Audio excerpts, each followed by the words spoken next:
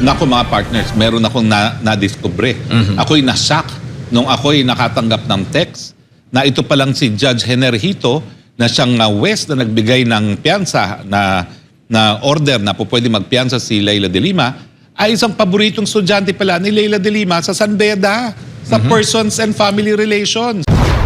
Tumutok lang sa video na ito at kung di pa kayo nakasubscribe sa aking munting channel, isang click lang ng subscribe button at notification bell para updated po kayo sa aking mga content at videos na i-upload ko.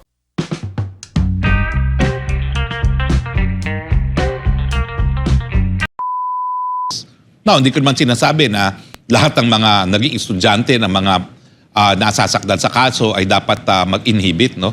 Pero sa akin lang, sinabi ba niya sa prosecution yung kanyang relasyon kay Leila de Lima? Kasi ibang klase yung kapag siya ay naging estudyante, no? Meron na yan talagang parang moral ascendancy. Tayo naman kasi 20 anyos na tayo nagtuturo, no? Kahit paano, kahit matatanda na yung mga estudyante ko, no? Sila nga, yung isang estudyante ko ngayon, kauna-unang estudyante na tinuruan ko, parang 25 years na silang nag-graduate sa College of Law, no? Meron pa rin moral ascendancy yan. Lalo na kung nasasakdal yung iyong dating teacher sa College of Law, no? Ang balita pa sa akin, hindi lang ordinaryong estudyante ni Leila de Lima, itong si Judge Hito, paboritong estudyante pa. Siguro, kung hindi ito nailabas, ang naisip naman nila, pareho siguro, dahil alam naman nila na talaga kung anong relasyon nila sa isa't isa, hindi naman siguro lalabas na yan kasi hindi naman nagtapos sa San Beda itong si Judge Hito. Nagtapos ata sa San Sebastian, no? Sa Baste. Pero lumabas pa rin dahil isang buong klase yan na kaklase naman ni Judge Hito doon sa klase ng Persons and Family Relations, no? So sa akin lang, nung judge kasi na naunang nag-deny ng petition for bail ni Leila de Lima ay pina-inhibit ng depensa dahil ang kapatid pala nung Judge Buenaventura ay abogado na nag-assiste kay Ronnie Dayan doon sa kanyang affidavit kung saan dinadawit nga niya si Leila de Lima dito sa pangangalakan ng pinagbabawal ng droga. Bakit pagdating naman sa isang judge na pumabor kay Leila de Lima, hindi na ilabas yung katotohanan na mag-teacher at estudyante pala sila? Nako, tingin ko po dapat linawin ito ni Judge Hito, no? At saka ng court administrator. Kasi baka mawala na naman ng tiwala ang taong bayan sa ating sistema ng katarungan. Kontrobersyal na nga ang kaso ni Leila de Lima, lalo pa talaga maging kontrobersyal yan. Ngayong lumabas na itong katotohanan na estudyante pala ni Leila de Lima, itong si Judge Hito. Pwede naman kasi na baka naman pinagbigay alam doon sa public prosecutors. At kung hindi naman nagreklamong public prosecutors, wala tayong magagawa dahil sila naman ang naghahawak ng kaso. Dito sa isang kidnapping case ko, may isang abogadong pumasok, no? Na parang, wow, ang lakas ng dating. Tapos maya-maya, sinabi ng judge, I'd like to give notice to the parties na attorney so-and-so used to be the branch public prosecutor of this court. Yung pala, dun siya naka-assign sa hukuman na yun bilang piskal. So, hindi naman ako nagreklamo dahil ako naman naniniwala na kahit ano pa mangyari, patas naman yung West na yun, no? So dito, tinatanong lang natin, nagkaroon ba ng ganyang disclosure na mayroong relasyon si Judge Hito dito kay Leila de Lima? At napakalaking relasyon yan, napaka-importanting relasyon yan dahil bilang isang estudyante ng batas, lalo na kung totoo na siya naging paborito ni Leila de Lima, talagang mayroong moral ascendancy.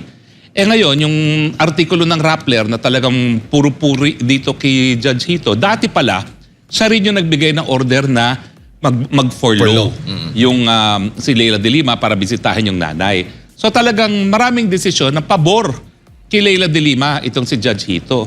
Ngayong lumabas na teacher pala niya, ang tanong, meron kayang kinalaman yung pagiging estudyante ni Judge Hito kay Leila de Lima? Pero sa akin, kung talagang isinapubliko ni Judge yan at tinanggap ng public prosecutors, kasalanan na yan ng public prosecutors na hindi sila nagpa-inhibit. Pero ngayon nga, matapos siguro ang programa, tatawagan ko rin si Secretary Remulla, no? O kaya naman, baka naman tawagan na natin sa programa para mapabigyan alam kay Secretary Remulla kasi posible rin na hindi alam ng public prosecutors. Pero kasi, dyan sa DOJ ngayon, halos ang dami mga San Beda graduates dyan eh. Bagamat hindi natapos at nag-graduate sa San Beda si Judge Hito, sigurado ko, alam naman na yan ng mga piskal dyan. Kasi yung deputy tawag doon, Director General ng National Prosecution Service, si Piskal Padulyon, taga San Beda rin, no? Hindi ko alam kung yung Prosecutor General natin na appointee ni Presidente Duterte, San Beda rin. So parang alam nila ang mga ties that bind, no? Pero sa akin, yun lang ang dapat linawin. Isinapubliko ba yan? Nang sa ganun, nabigyan ng pagkakataon na mag-file ng motion to inhibit ang mga public prosecutors gaya ng ginawa ng mga counsels for the defense. Na nung nalaman nila na kapatid pala si Judge Buenaventura nung isang abogado na tumulong kay Ronnie Dayan na gumawa ng affidavit, ay nag-inhibit sila. Hindi lang sila nag-inhibit abay inanunsyo pa nila na kinasuhan nila ng administratibo si Judge. Alam nyo, bawal yan Sa Code of Judicial, Legal and Judicial Ethics, yung mga reklamo sa huwes, mga reklamo sa mga abogado, yan ay tinatratong confidential.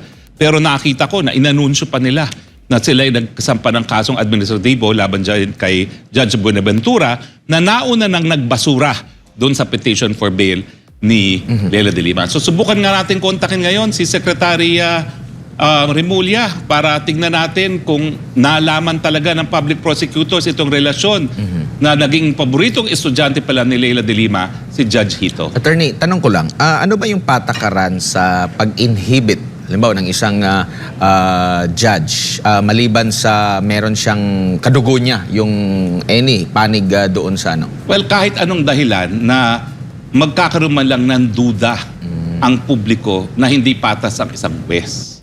Kaya nga, alam mo, itong kay Judge Buenaventura, ang sabi naman niya, malay ko ba na abogado na naging kliyente ng kapatid ko itong si Ronnie Dayan? Kasi totoo naman Miski magkapatid kayo, di naman kayo nag-uusap tungkol sa kanyang practice, di ba?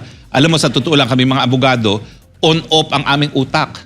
Kapag nandyan ang trabaho, on ang utak ka abogado. Kapag wala na, pag nasa bahay na, off yan. Naku, kami ni Mrs. nagagalit siya dahil gusto niya makapagkwentuhan sa kaso. Hindi po pwede kasi lahat ng kaso confidential.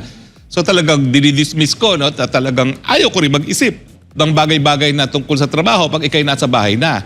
So talaga namang posible na hindi alam talaga ni Judge Buenaventura pero ganun pa man siya ay nag-inhibit. At dahilan para siya ay nademanda pa dahil dapat daw dinisclose yan. Paano ngayon ito? Kung hindi pa nagkaroon ng kaklase sila na nagbigay sa akin ng impormasyon, hindi pa natin malalaman itong relasyon nito. Ang duda ko parang hindi sinabi Kasi kung sinabi naman yan, lalabas at lalabas yan na papayag ba naman ng mga public prosecutors kung sinabi na ganyan palang relasyon na. Talagang ibang klase sa law school. Ang law school kasi parang military academy yan Na talagang matindin tingin mo sa iyong profesor Dahil unang-una, nakapasa na yan ng bar. Pangalawa, nag-graduate na yan. Sa law school talagang ang ginagawa nila dyan, tineterrorize ka para kahit sinong west na harapin mo, sanay ka na, hindi ka na masisindak. So ganun talaga yung moral influence. Hindi lang yung ordinaryong moral influence ng mga teacher sa mga estudyante. Iba talaga kapag law professor at sa law student. Random lang ba, attorney, yung nakatalagang judge sa isang kaso? Tulad na lamang dito kay Judge Hito sa kaso ni dating Senador Leila de Lima. Ang proseso dyan, rinarapol. Okay. Pero siyempre, iilan lang naman yung RTC judges ng Muntinlupa, parang nauubusan na sila ng West. Now, yung mga naunang panahon na si Judge Hito ay nagkaroon ng paborableng desisyon kay Leila de Lima, yan ay acting pa lang siya. Dahil hindi pa talaga siya permanenteng na talagang judge sa Muntinlupa. Ngayon, nagkaroon ng memo na pinagbabawal na yung mga acting-acting. Okay? Kaya natigil yung partisipasyon ni Judge Hito. Bagamat isa sa isang pabor kay Leila de Lima na decision niya, yung for law nga. No? So, kaya napunta na naman sa ibang judge. Pero yun nga ang problema dito sa Muntinlupa, no? Halos lahat ng mga judges bumibitiw, ayaw nang hawakan yung kaso. Kapag ganyan naman ang nangyari, pwede naman ilipat ang venue. Sa naging balita na ito, ano ang iyong magiging opinyon? Komento mo lang sa ibaba at huwag kalimutang mag-subscribe at i-like ang aking video.